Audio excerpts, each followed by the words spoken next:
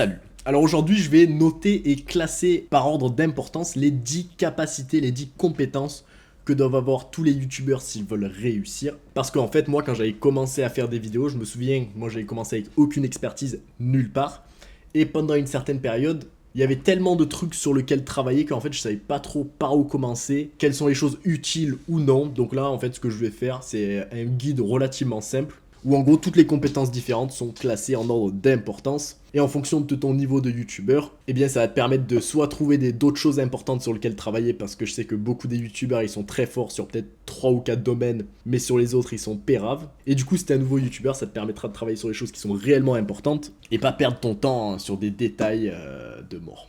Donc voici toutes les compétences qu'on va classer ici. Donc déjà il y a la lumière, ensuite il y a l'équipement de caméra quoi. Ensuite, il y a savoir utiliser ChatGPT, savoir faire du storytelling, savoir faire la colorimétrie, savoir faire le choix de sujet. Est-ce qu'avoir un PC puissant c'est important? Choix de musique, voix IA et le setup pour en gros filmer. Et déjà, on va commencer par la voix IA qu'on va placer ici dans la petite tier list que j'ai faite. Et déjà, on va parler un peu des avantages de la voix IA. Et les avantages de la voix IA, c'est que en fait, quand tu commences au début d'être youtubeur, souvent parler devant un micro, ça vient pas naturellement. Des fois tu parles trop fort, des fois tu parles pas assez fort, des fois tu t'articules pas assez. Et du coup en tant que nouveau youtubeur, nouveau créateur, utiliser des voix IA, ça te permet du coup de sauter tous ces problèmes et arriver à un résultat qui est, on va dire, est potable. Ceci dit, le problème des voix IA, c'est que t'as aucun contrôle trop sur l'intonation quoi. Quand tu lis un script, etc. et que tu commences à avoir beaucoup d'expérience en fait en création de vidéos, tu verras en fait que beaucoup se joue sur un peu la subtilité de comment tu parles. Quel mot t'accentues, à quel moment t'ajoutes des petites pauses avant certains mots, comment accentuer un mot comme je viens de faire ici, comment passer vite sur une phrase qui n'est pas très importante, etc. Et ça c'est une compétence très importante à avoir si tu cherches à arriver un peu au top de ta niche. Et ça c'est quelque chose que tu peux pas trop faire en utilisant une voix IA. Donc je comprends les avantages de la voix IA qui est qu'au début ça va sauter pas mal des problèmes que tu peux avoir. Ceci dit, si tu utilises que des voix IA tout le temps, eh bien on va dire que tu seras limité par cette voix IA qui te permet pas d'avoir tout le contrôle nécessaire sur l'intonation, comment tu parles, etc. Et du coup, une fois que tu arrives à ce niveau-là, dans tous les cas, il va falloir que tu achètes un micro et que tu réapprennes tout. Donc je dirais voix IA, je vais le classer soit en D, soit en C, parce que je comprends l'utilité, mais sur le long terme, c'est pas une bonne idée d'utiliser ça. Ensuite, la prochaine capacité, la prochaine compétence que doivent avoir les youtubeurs qu'on va analyser, c'est le storytelling. Donc déjà, qu'est-ce que c'est le storytelling? C'est en gros comment tu écris ton script, comment tu structures ta vidéo, si tu ajoutes l'élément important à la fin, est-ce que tu le mets au milieu, Et plus généralement, la structure et l'écriture de la vidéo, ça c'est ce que j'englobe dans le storytelling. Et le storytelling, comme vous allez voir, c'est probablement un des trucs les plus importants que tu peux avoir, plus important que tout le reste, vu qu'en fait tout se joue dans une vidéo sur comment tu structures les informations. Tu peux prendre un youtubeur expérimenté et un youtubeur nouveau et leur donner exactement la même idée. Vous allez voir qu'une vidéo va faire beaucoup de vues et l'autre vidéo va faire très peu de vues, principalement dans les différences de storytelling, vu que c'est vraiment un des points les plus importants qu'il y a dans le métier de youtubeur. Et donc pour ça, je vais mettre le storytelling en S tier, parce que c'est le plus important. Et pour ceux qui se demandent comment améliorer son storytelling, ça c'est vraiment le truc qui vient au fur et à mesure de faire des vidéos quoi. Faut en faire beaucoup. Et ensuite, ça vient petit à petit. Et ensuite, on a le choix de sujet. En tant que youtubeur, en fait, il y a une infinité de choses sur lesquelles tu peux faire des vidéos. Et ton travail à toi, en gros, c'est un peu trier parmi tout ça pour trouver la meilleure idée parmi toutes ces choses-là. Et je pense que beaucoup de gens, surtout les plus nouveaux, pensent que le choix d'idée, c'est probablement le truc le plus important. Vu que si tu as une bonne idée, la vidéo va marcher. Et si tu as une mauvaise idée, la vidéo va pas marcher. Mais ce que les gens comprennent pas, c'est que si quelqu'un a un bon storytelling, par exemple, il pourra transformer une mauvaise idée en très bonne idée. Et si tu as un très mauvais storytelling, tu pourras transformer une très bonne idée en une vidéo qui va pas du tout marcher. Et c'est pour ça que le choix de sujet, ça va aller dans le tier A en dessous du storytelling. Et certains se demandent comment améliorer sa capacité à choisir des sujets. Eh bien ça vient en fait quand tu as une bonne expertise du storytelling. Tu arrives ensuite à choisir des sujets qui rentrent bien dans ta structure de storytelling. Et moi je sais que moi je choisis mes sujets surtout en fonction de la fin de vidéo, de la conclusion. Voilà, petite astuce en plus, bonus. Ensuite on va parler du setup, ce qui est en gros là où tu te filmes. Donc bien sûr si t'es une chaîne anonyme, ça c'est pas du tout important.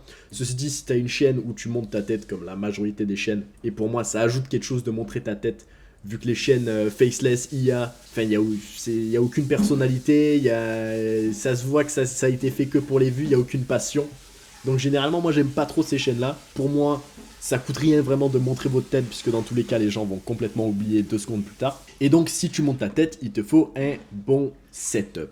Ceci dit, je pense que beaucoup de gens pensent que les setups, c'est giga important, etc. Que c'est une des choses les plus importantes que tu peux avoir. Mais fondamentalement, le setup, c'est moyennement utile, et c'est moins utile que les éléments qu'on va avoir après. Donc le setup, je vais le mettre dans C tiers. Ce qui nous en fait venir aux lumières, ta capacité, ta gestion de la lumière. Et cette capacité de savoir bien gérer les lumières, ça va permettre soit de mettre en valeur ton setup, soit si tu sais pas gérer la lumière, ça va rendre ton setup moche. Et donc la beauté de ton setup dépend principalement ici de ta lumière et de ta capacité de gérer la lumière. Donc c'est pour ça que la lumière, ça va aller en B tier, vu que c'est plus important que le setup en lui-même.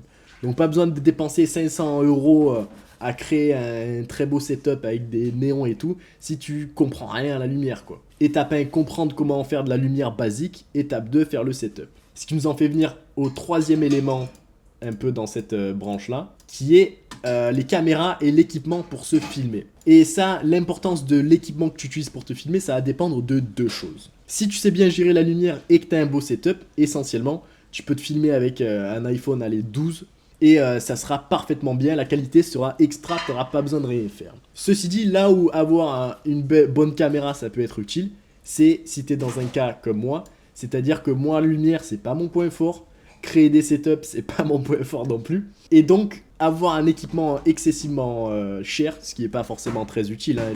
J'ai dépensé un petit peu trop d'argent dans mon équipement, mais ça va permettre d'avoir quelque chose qui rend pas mal, même si la lumière est mauvaise et même si le setup est mauvais. Donc ça, généralement, l'équipement que tu utilises, la majorité des gens, un téléphone portable pas dégueu, ça fera l'affaire. Ceci dit, si tu es nul dans ces 2 capacités-là, lumière et setup, ça va devenir plus important.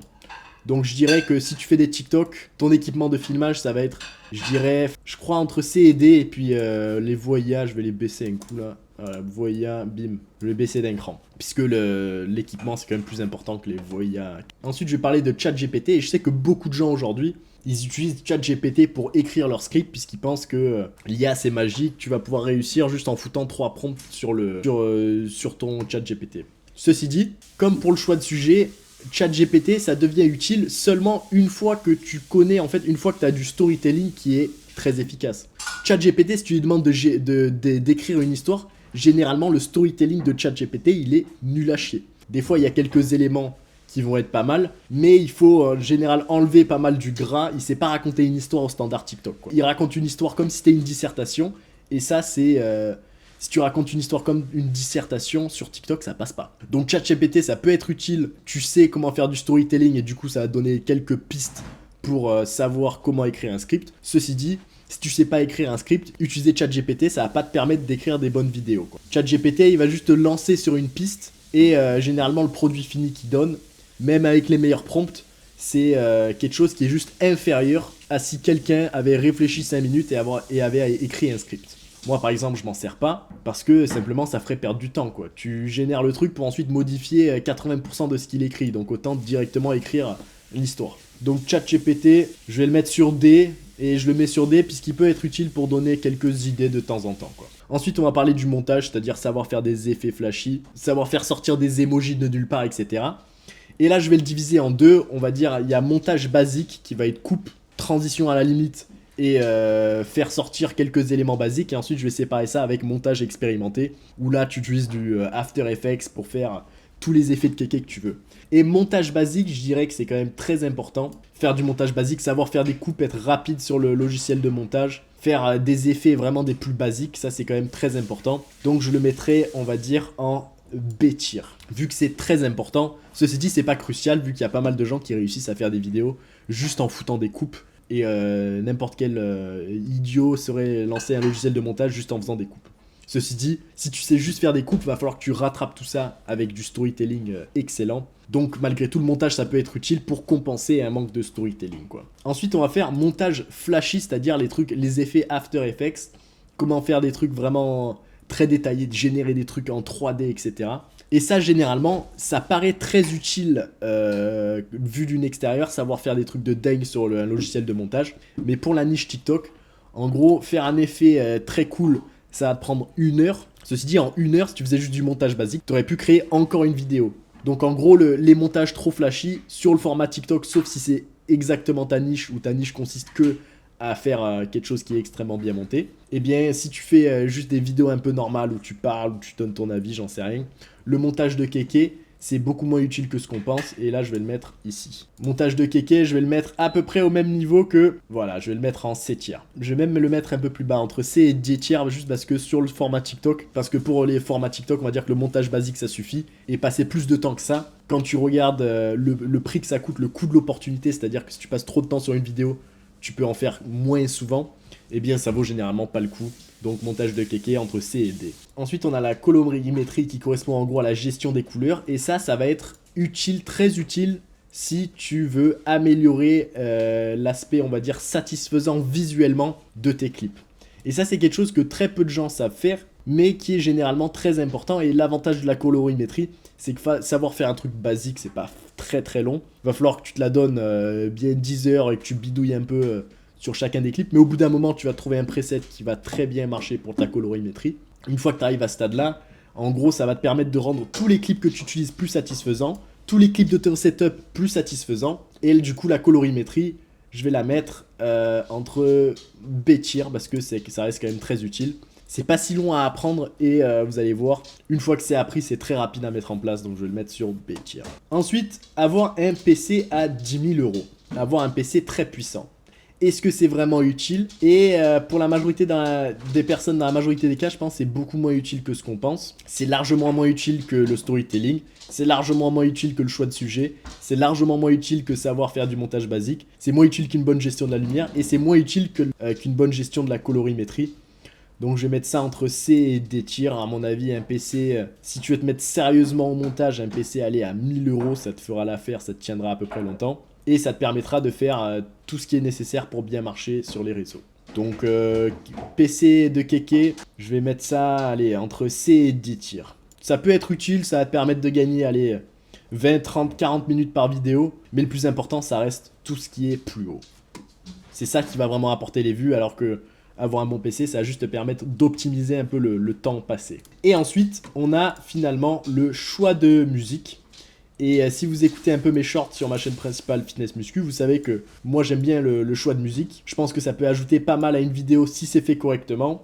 Ceci dit, si c'est mal fait, ça peut enlever pas mal à une vidéo. Et même bien fait, ça reste moins important que le storytelling, ça reste moins important que le choix de sujet, ça reste moins important que savoir gérer le montage basique. Et je dirais que c'est quand même, ça peut ajouter quand même pas mal. Donc pour moi, je vais le placer entre B et C tier parce que si c'est fait correctement, ça peut créer l'ambiance que tu veux déjà. Ça permet de créer l'émotion chez la personne que tu cherches à créer, quoi. Si tu mets une musique joyeuse sur une vidéo style horreur, ça va pas marcher. Et si tu mets une musique horreur sur une vidéo joyeuse, ça va pas marcher.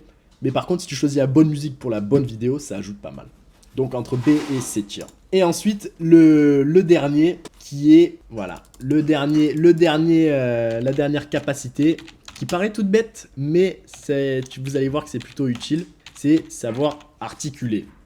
Et ça, beaucoup trop de gens que j'écoute dans les vidéos que vous m'envoyez, vous savez pas articuler, quoi. Vous parlez, mais des fois il y a des mots qui vous marmonnez un peu. Si c'est mélangé avec un mauvais micro, on n'entend pas grand chose.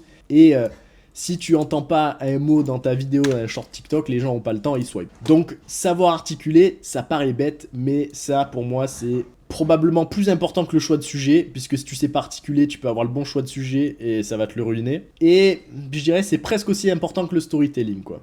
Ah non, je mettrais, voilà, tous les deux en S tier. Savoir articuler, c'est au même niveau que le storytelling, quoi. C'était un bon storytelling, mais que tu sais pas articuler, ça peut tout ruiner. Et donc, je vais mettre ça là-haut. Et trop de gens se concentrent sur, j'en sais rien, savoir utiliser Eleven Labs, ChatGPT, avoir le beau setup, mais les mecs, ils sont même pas foutus de savoir articuler. Donc, comment articuler déjà rapidement sur une vidéo? Eh bien, si vous écoutez pas mal TikTok, vous allez remarquer que beaucoup de gens parlent d'une façon un peu étrange.